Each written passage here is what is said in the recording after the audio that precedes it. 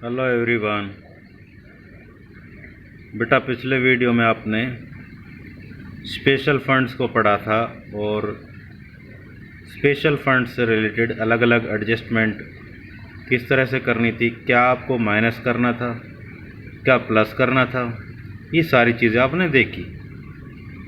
और आज हम देखने जा रहे हैं preparation of income and expenditure account and balance sheet from receipts and payments account. अभी हम बनाने जा रहे हैं, लेकिन इससे पहले कुछ एक चीज़ हमें और जाननी पड़ेंगी। जैसे सबसे पहला है opening balance sheet. Opening balance sheet basically क्या है? प्रीवियस ईयर की बैलेंस शीट है। देखो भाई, 3 साल हैं, प्रीवियस ईयर, करंट ईयर और नेक्स्ट ईयर। तो ये जो ओपनिंग बैलेंस शीट है ये आपके प्रीवियस ईयर की बैलेंस शीट है, पिछले साल की जैसे बैलेंस शीट है भाई। जैसे अब चल रहा है साल 2020 और बेसिकली कहाँ से स्टार्ट और कहाँ लास्ट है? 1 अप्रैल 2020 से 31 मार्च 2021 तक। जो बैलेंस शीट आपने 31 मार्च 2020 को प्रिपेयर की थी वो इस साल के लिए ओपनिंग बैलेंस शीट कहलाएगी।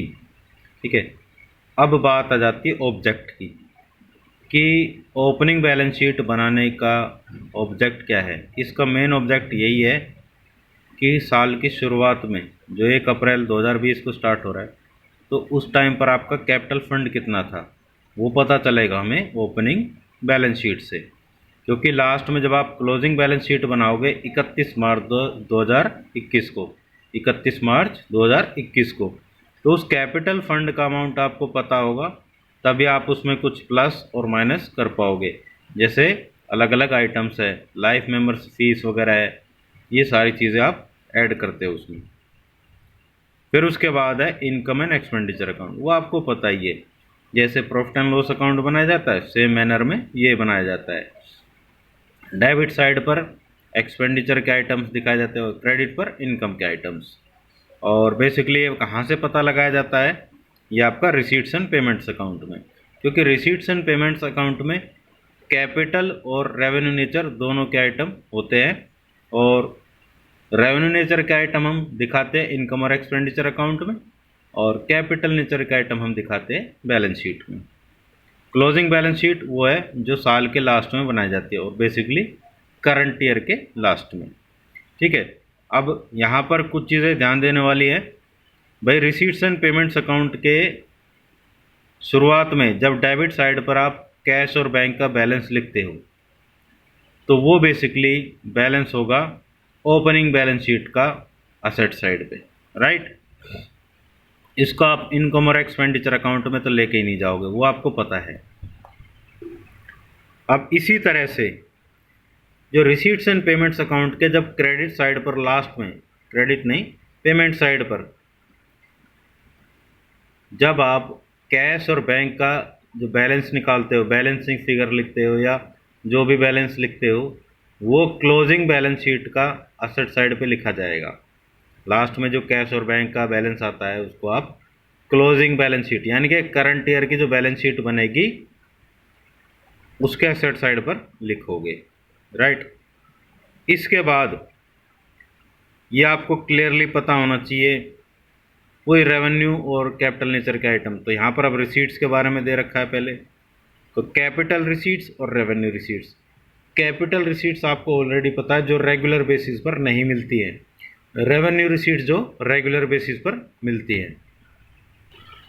तो बेसिकली वही है, रेगुलर बेसिस पर नहीं मिलती हैं, तो ये नॉन रैकरिंग नेचर के होते हैं। अब इसको अलग अलग दिखा रखा है, लाइफ मेंबर्स फीस है, एंडोमेंट फंड, रिसीट्स है, डोनेशंस है, पर्टिकुलर पर्पज़ के लिए, बिल्डिंग के लिए है या सिल्वर जुबली सेलिब्रेशन के लिए है या क्लब पेवेलियन के लिए, लीगेसीज हैं, ये सारी चीज़ें इसी के अंडर आएंगी। और बेसिकली आप क्या करते हैं, इसको बैलेंस शीट के लायबिलिटी साइड दिखाते हो।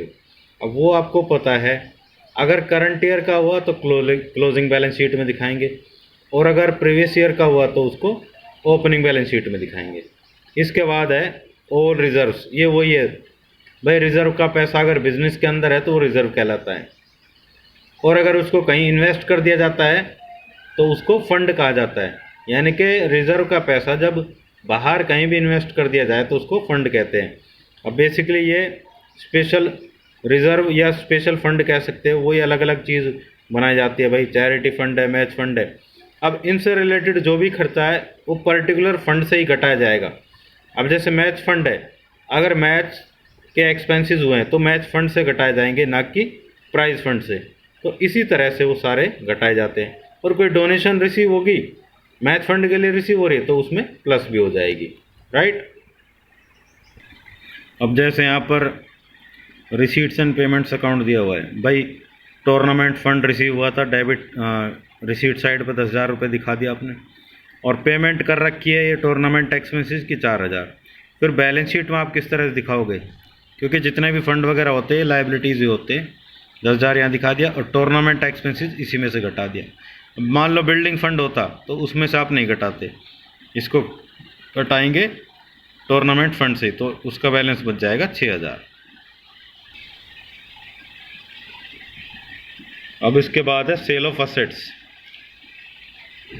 भाई इनकम और एक्सपेंडिचर में आप या तो प्रॉफिट होगा या लॉस होगा उसको दिखाओगे, ठीक है। प्रॉफिट और लॉस को ही दिखाते हो, लेकिन जो कैपिटल नेचर का आइटम है उसको नहीं दिखाते।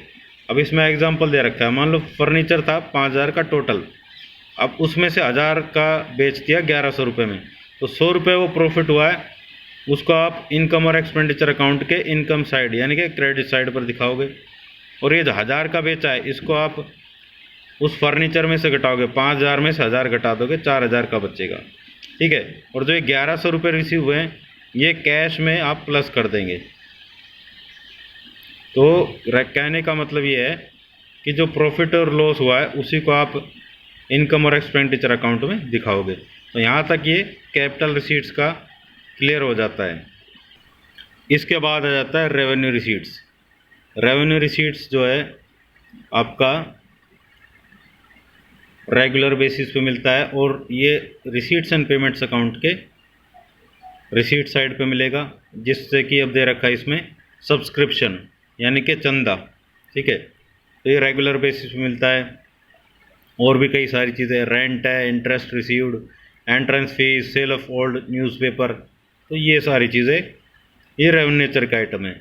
अब यहाँ पर सब्सक्रिप्शन से रिलेटेड अलग अलग एडजस्टमेंट करनी पड़ती है, उसी के बाद आप क्या करते हो, इनको दिखाते हो। अलग अलग आइटम्स जो होते हैं उनसे रिलेटेड भी, जैसा आपने 11th क्लास में फाइनेंशियल स्टेटमेंट्स विद एडजस्टमेंट का चैप्टर पढ़ा था, और क्या जोड़ना है क्या घटाना है उसके बाद ही उसको दिखाते थे, उसी तरह से यहाँ पर करना है।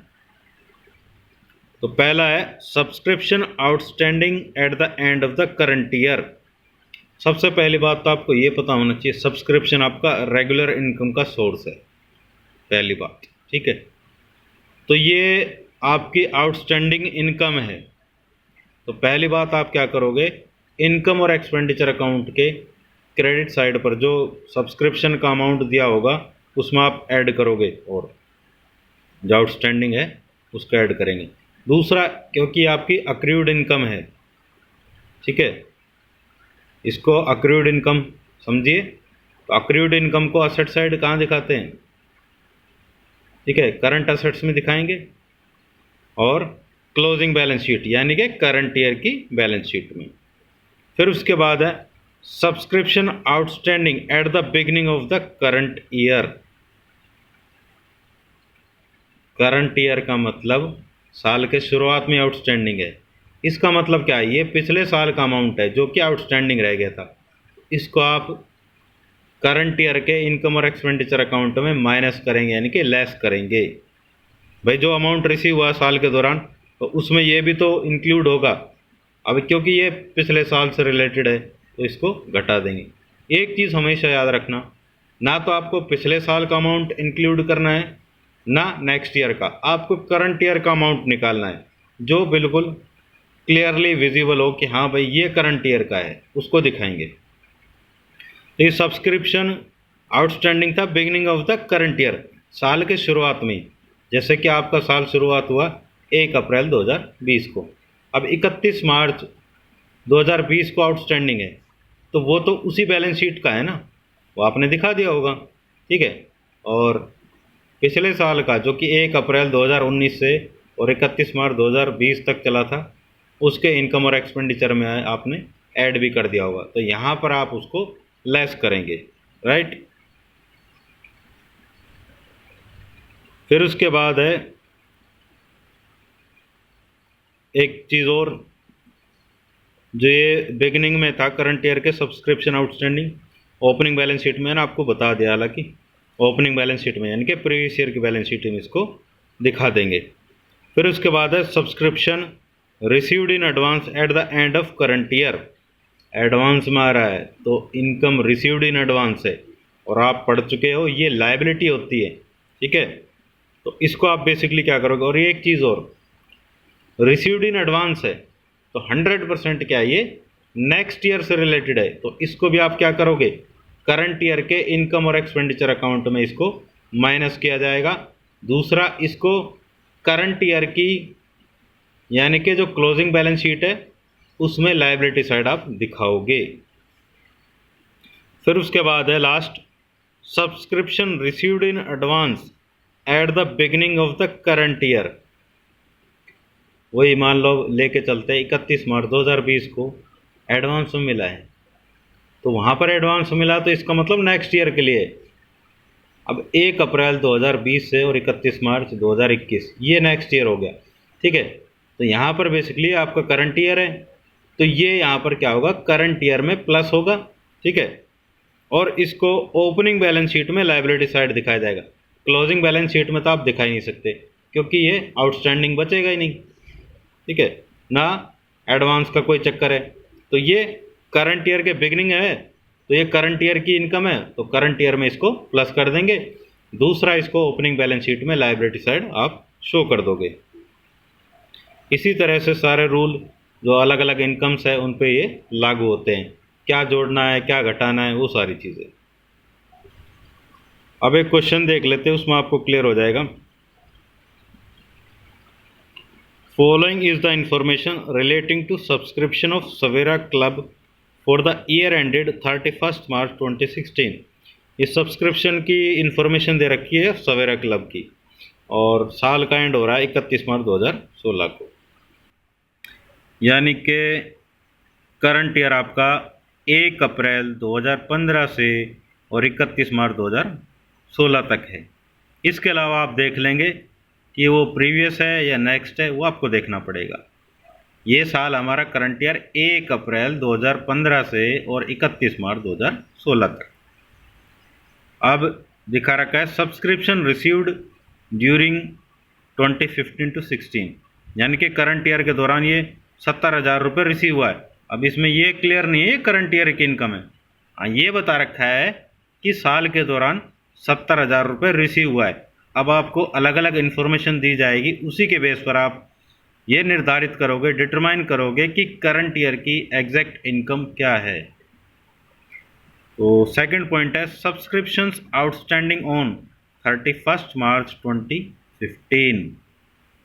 तो बेटा ये प्रीवियस ईयर की इनकम आउटस्टैंडिंग है जो कि इस साल में रिसीव हो गई होगी, तो ये 70,000 में इंक्लूड होंगे, तो ये होगा माइनस क्योंकि पिछले साल का है।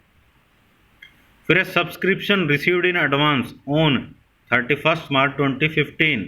अभी ध्यान दीजिए, एडवांस में मिला 31 मार्च 2015 को, आपका साल नया जो करंट ईयर है वो कब स्टार्ट होगा, 1 अप्रैल 2015 को।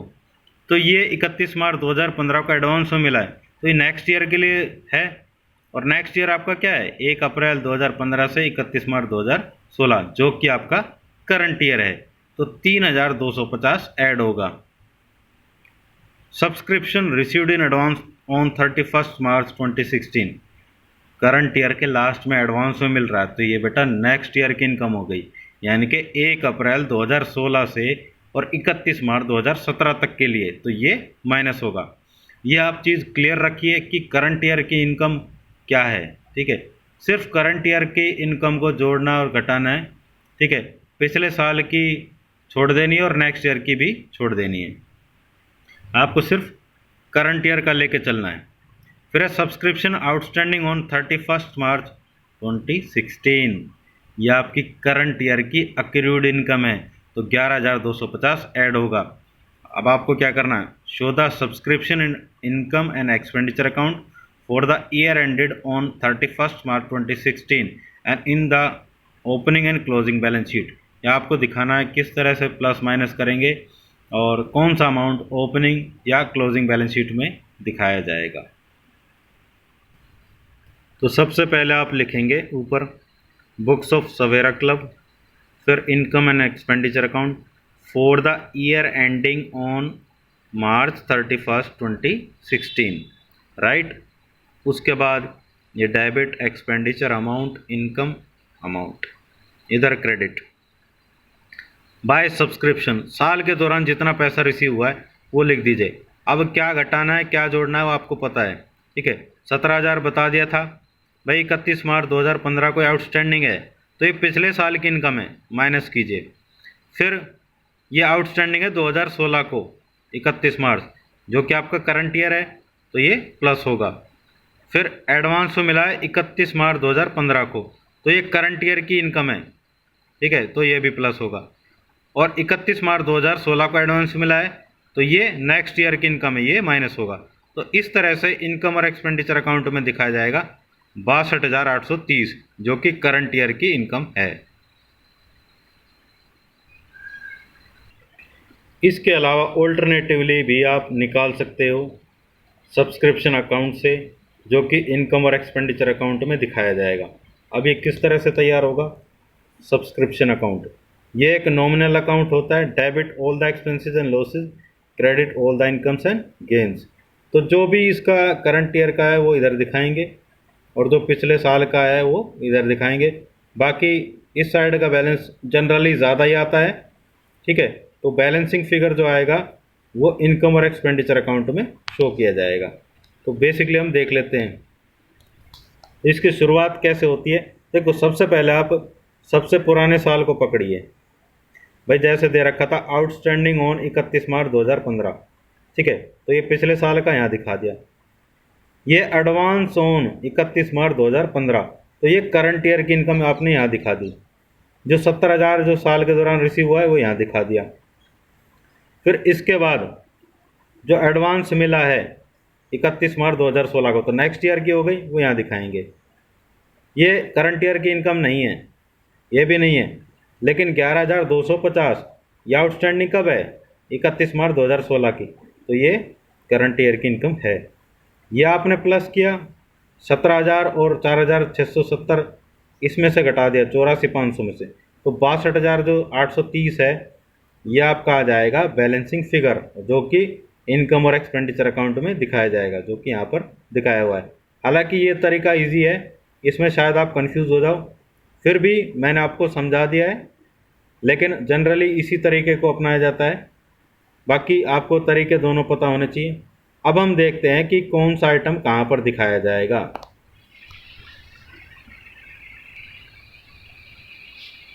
इसको छोड़ दीजिए, subscription outstanding on 31 March 2015, previous year का आउटस्टैंडिंग है।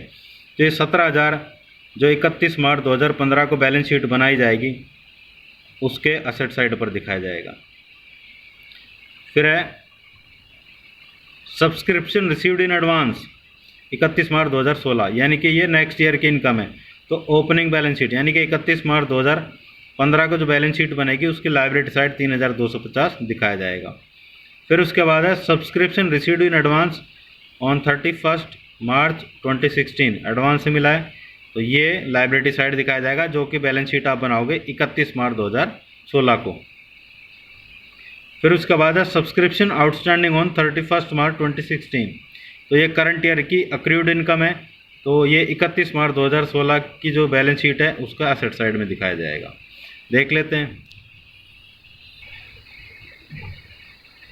तो यहाँ पर आप देख सकते हो जो 31 मार्च की बैलेंस शीट 2015 की बैलेंस शीट है वो अलग बनाई गई है, और उसमें अलग आइटम दिखाए गए हैं, ठीक है। ये आपको क्लियर होना चाहिए कौन सा आइटम किस ईयर से रिलेटेड है। अब इसी तरह से ये 31 मार्च 2016 को बनाई गई है, 11,250 जो 31 मार्च 2016 का आउटस्टैंडिंग थे, इधर दिखा दिया, और एडवांस में ये मिला है तो ये लायबिलिटी साइड दिखा दिया, राइट।